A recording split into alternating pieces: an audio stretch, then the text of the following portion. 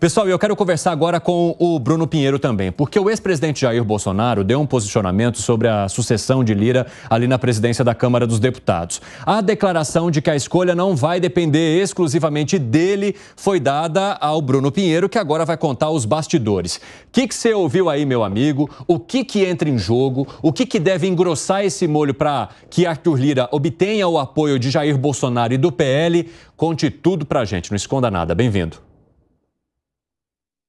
Ótima tarde a você, Evandro. Excelente semana. Quem nos acompanha, sempre uma alegria, uma honra e uma satisfação. Exatamente. Hoje, logo cedo, conversei com o ex-presidente Jair Bolsonaro sobre essa reunião, na verdade, que ele tinha interesse de realizar hoje logo cedo, mas os parlamentares estavam em seus estados e ainda estão chegando aqui na capital federal nesta segunda-feira. A ideia, justamente, é de conversar após os atos do 7 de setembro em São Paulo sobre essas manifestações. Jair Bolsonaro muito otimista com o resultado, inclusive, mas também, acima de tudo, de conversar sobre a sucessão de Arthur Lira. Eu fiz esse questionamento ao ex-presidente se ele já tem ali a certeza que o nome do deputado Hugo Mota é o que a oposição, que os 99 deputados do Partido Liberal vão ajudá-lo, apoiá-lo nesta candidatura. O que eu ouvi é que não será a vontade de Bolsonaro que vai resolver, que vai sinalizar essa escolha, que vai dar essa chancela, que vai ser a maioria dos deputados do Partido Liberal. Na última semana,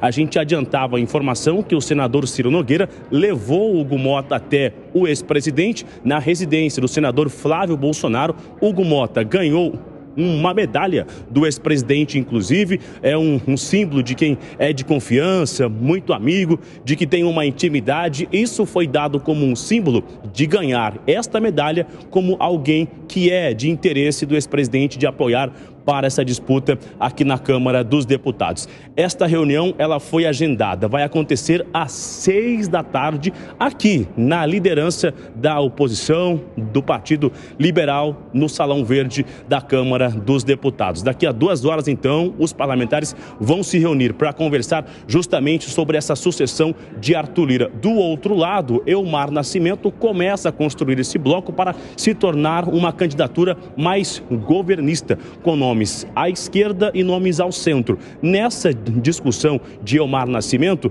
estão as comissões, principalmente a CCJ e também a primeira vice-presidência. Na discussão com Hugo Mota também está a CCJ e a primeira vice-presidência. São as meninas dos olhos de quem está interessado numa eleição e se tornar o substituto, o sucessor de Arthur Lira aqui na Câmara dos Deputados. Uma segunda-feira cheia, a gente vai acompanhar inclusive essa reunião logo mais. Evandro. Muito obrigado, Bruno. E vai trazendo mais informações sobre essa história da sucessão de Arthur Lira. Bruno Pinheiro estava contando pra gente o posicionamento de Jair Bolsonaro, que mencionou que não deve dar a palavra final, mas que sim, vai conversar com os líderes da oposição para entregar para Arthur Lira aquilo que eles acreditam que seja uma prioridade para este grupo, para que Arthur Lira receba, então, o apoio daquele que ele indicar para esta sucessão. Zé Maria Trindade, a gente sabe, eu ouvi também parlamentares concedendo entrevistas nesta segunda-feira, dizendo que a anistia, aqueles que foram condenados ao 8 de janeiro, estaria entre as prioridades para a oposição e que isso deveria ser levado em conta pelo presidente da Câmara, pelos deputados que hoje estão tentando pleitear aí essa vaga à sucessão de Lira. Como é que você avalia esse apoio do presidente Jair Bolsonaro? Que peso que isso dá para esse debate juntamente com os líderes e a partir da reunião que deve ser feita com eles? Pois é, eu antecipei, né, um tempo atrás sobre exatamente seria uma das exigências e foi apresentada em primeiro plano lá no Senado Federal o senador Davi Alcolumbre, ele aceitou, né, colocar para frente, ou seja, votar um projeto de anistia aos atos do dia 8. A novidade que eu acrescentaria é que numa conversa com o senador Flávio Bolsonaro, ele me disse de que haveria ali a tentativa de incluir o nome do ex-presidente Jair Bolsonaro entre os anistiados. E o Congresso pode muito bem fazê-lo. E nada impede que, nesta anistia, já que está votando anistia, anistiar também o ex-presidente Jair Bolsonaro, que está inelegível por 2 decisões do Tribunal Superior Eleitoral, não é nem condenação. Ele não tem condenação em colégio, em tribunal colegiado, que provocaria a inelegibilidade, mas tem uma condenação diretamente no TSE. Por assuntos meio estranhos, não é improbidade administrativa, um ex-presidente, né, ex-chefe de executivo que não tem improbidade administrativa. Eu disse aqui também que as pautas, elas foram apresentadas.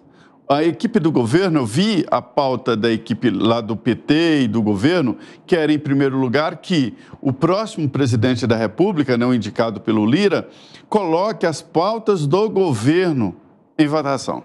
Isso significa os projetos da pauta econômica e tal. Outra reivindicação é o seguinte, olha, não vamos embarcar num projeto de impeachment. Então, assim, haverá o pedido de barrar um processo de impeachment. Veja bem que o Supremo deu ao presidente da Câmara um poder que eu acho que ele não tem, que é o poder de barrar projetos. O maior poder do Congresso Nacional, da Câmara, Senado, é o plenário. Nada é superior ao poder do plenário.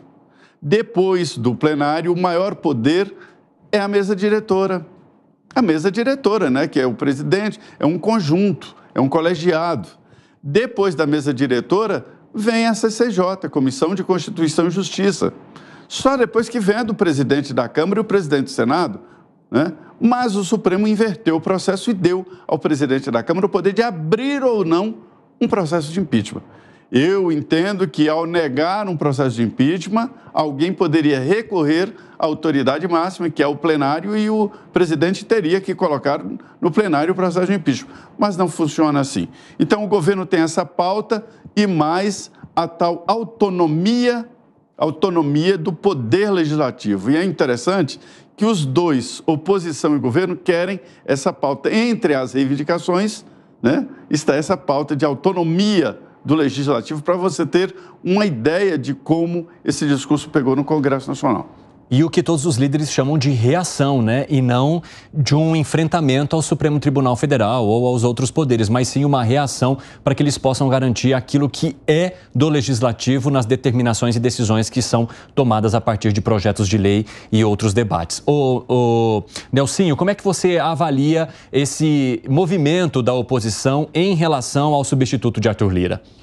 Olha, Cine, a gente vem de uma eleição muito interessante na Câmara dos Deputados, justamente a eleição de Arthur Lira, eleição em que se uniram tanto a oposição quanto os governistas, votos que vieram do PT e do PL e que, somados a todos os outros votos, deram a Arthur Lira o recorde de votação numa disputa pela presidência da Casa, 464 votos. Agora, querendo Arthur Lira ser o grande protagonista na escolha do seu sucessor, possível que ele queira trazer consigo esta união de interesses entre pessoas e partidos de ideologias tão diferentes. O que eu não sei se ainda cabe, depois de 2 anos de sua gestão, diante de tudo que a gente vê acontecendo entre os interesses da oposição e da base governista, a gente vê agora esse movimento, vocês citaram aí, de reação da oposição, em especial em relação ao Poder Judiciário e também ao Poder Executivo, que na cabeça dos opositores é mais ou menos a mesma coisa ali entre os outros poderes da República.